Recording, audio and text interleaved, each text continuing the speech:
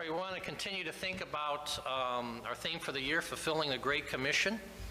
And Revelation chapter 7 gives us some verses that just talk about really how extensive the gospel is going to be around the world.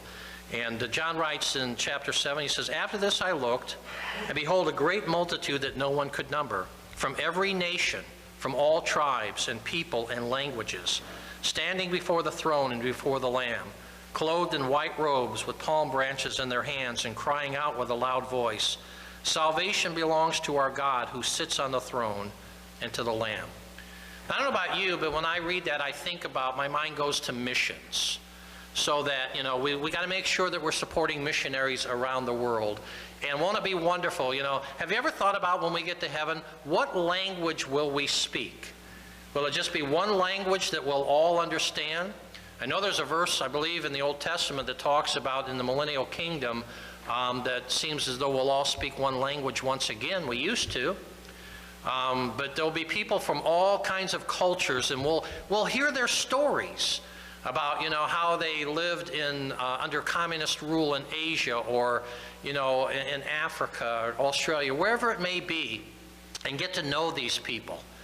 But also don't forget, you know, Americans, Hoosiers from Indiana, people from Portage, they need to get saved too. And so, you know, we need to make sure that we got to make sure we're supporting missions, but we've also got to make sure that we're reaching out to the people around us with the gospel also.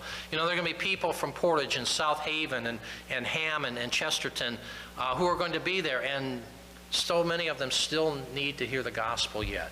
So that's our responsibility, to pray for those who need to be saved, pray for our missionaries, support our missionaries, but to support our local church. But even more than that, on an individual basis, we've got to be witnessing to people and praying for people, so that there are people from our area there also, as will be there. So we got to get the gospel out, and that's our responsibility to do that. All right, we want to continue to pray.